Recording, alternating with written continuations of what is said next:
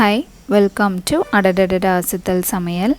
இன்றைக்கி நம்ம வந்து ஒரு சூப்பரான ஒரு குழம்பு ரெசிபி பார்க்க போகிறோம். அந்த ரெசிபியை நம்ம பார்க்குறதுக்கு முன்னாடி என்னோடய சேனல் நீங்கள் ஃபர்ஸ்ட் டைம் பார்க்குறீங்கன்னா லைக் பண்ணுங்கள், சப்ஸ்கிரைப் பண்ணுங்கள், பக்கத்தில் இருக்க பெல் ஐக்கனை கிளிக் பண்ணிக்கோங்க. ஸோ இப்போ வந்து நம்ம குழம்புக்கு தேவையான முருங்கைக்காவை வந்து நம்ம பறிக்க போகிறோம். ஸோ நம்ம இப்போ மரத்துலேருந்து ஃப்ரெஷ்ஷாக பறித்து உடனே குழம்பு பண்ண போகிறோம். ஸோ இந்த மரம் பார்த்திங்கன்னா இது வந்து எங்கள் பின்னாடி வீட்டில் இருக்கவங்களோட மரம் தான்.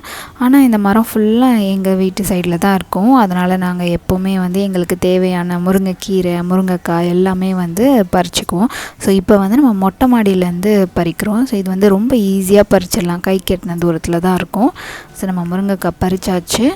இப்போ நம்ம வந்து முருங்கைக்காய் முட்டை காரக்குழம்புக்கு தேவையான பொருட்களை பார்த்துடலாம்.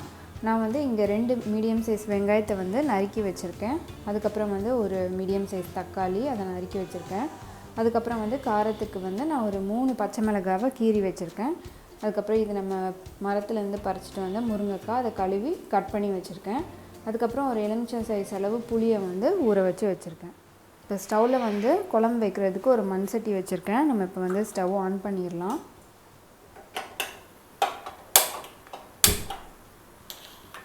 இப்போ இதில் வந்து நம்ம ஒரு 3 டேபிள் ஸ்பூன் வந்து நல்லெண்ணெயை சேர்த்துடலாம்.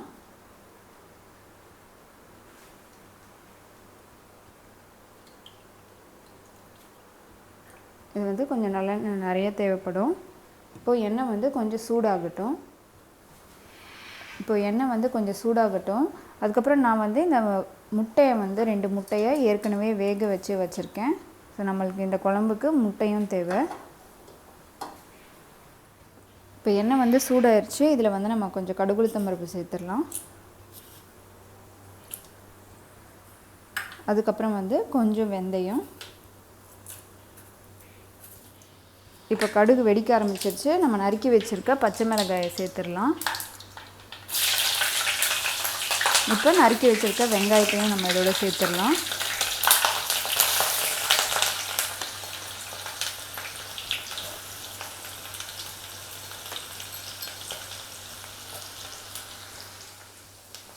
இப்போ வெங்காயம் வந்து கொஞ்சம் பொன்னிறம் ஆகிற வரைக்கும் நம்ம இதை வதக்கிடலாம். இப்போ இது கொஞ்சம் வதங்கட்டும். இப்போது வெங்காயம் வந்து நல்லா வதங்கிருச்சு. இப்போ நம்ம நறுக்கி வச்சுருக்க தக்காளியை சேர்த்துடலாம்.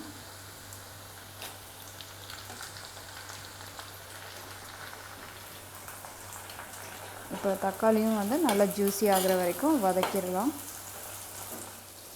இப்போ தக்காளி வந்து நல்லா வதங்கிருச்சு. இதில் வந்து நம்ம ஒரு 1/4 டேபிள் ஸ்பூன் வந்து பெருங்காயத்தூள் சேர்த்துடலாம்.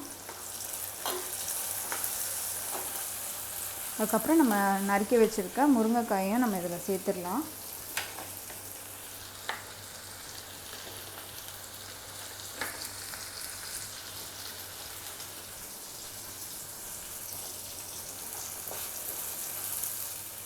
இப்போ இந்த முருங்கைக்காய் வந்து ஒரு 5 நிமிஷம் வதங்கட்டும்.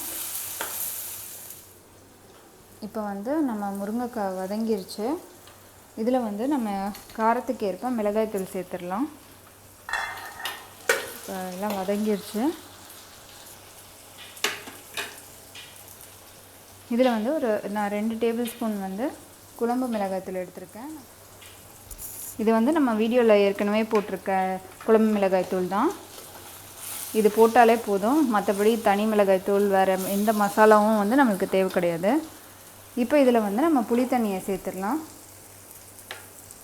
நான் ஒரு எலுமிச்சை பழ சைஸ் புளியை வந்து 1 கப் தண்ணியில் வந்து கரைச்சி வச்சுருக்கேன். அதை நம்ம இதில் ஊற்றிடலாம்.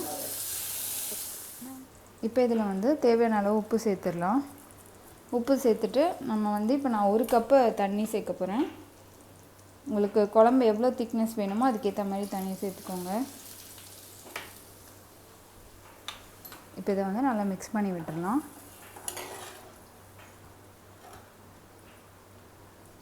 இப்போ இந்த குழம்பு வந்து இப்போ நல்லா கொதிக்கணும்.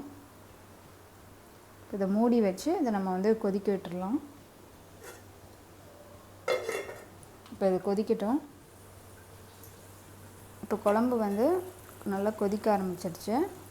இப்போ நம்ம எடுத்து வச்சுருக்க முட்டையை வந்து இதில் சேர்த்துடலாம். நான் வந்து 2 முட்டையை வேக வச்சு அதை வந்து இந்த மாதிரி பாதி பாதியாக கட் பண்ணி வச்சுருக்கேன். இதை வந்து நம்ம இதில் சேர்த்துடலாம்.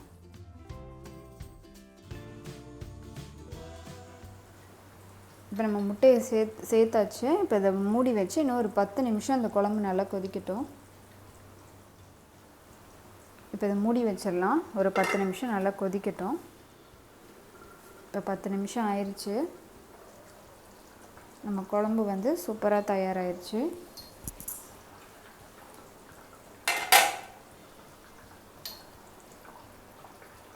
நம்ம முட்டையும் வந்து நல்லா குழம்புல ஊறி சூப்பராக வந்து நம்ம குழம்பு தயாராகிடுச்சு. இது வந்து ரொம்ப சிம்பிளான நம்ம செஞ்சிடலாம். ஆனால் ரொம்ப டேஸ்ட்டாக இருக்கும். நீங்களும் வந்து ட்ரை பண்ணி பாருங்கள். இப்போ நம்ம வந்து ஸ்டவ் ஆஃப் பண்ணிடலாம். நம்மளோட முட்டை முருங்கைக்காய் குழம்பு வந்து தயாராகிடுச்சு. இந்த ரெசிபி உங்களுக்கு ரொம்ப பிடிச்சிருக்கும்னு நினைக்கிறேன். நீங்களும் உங்கள் வீட்டில் ட்ரை பண்ணி பார்த்துட்டு உங்களோட ஃபீட்பேக்கை கமெண்ட் பண்ணுங்கள். இந்த வீடியோ உங்களுக்கு பிடிச்சிருந்ததுன்னா அசத்தல் சமையலுக்கு சப்ஸ்கிரைப் பண்ணுங்கள், லைக் பண்ணுங்கள், ஷேர் பண்ணுங்கள். நன்றி.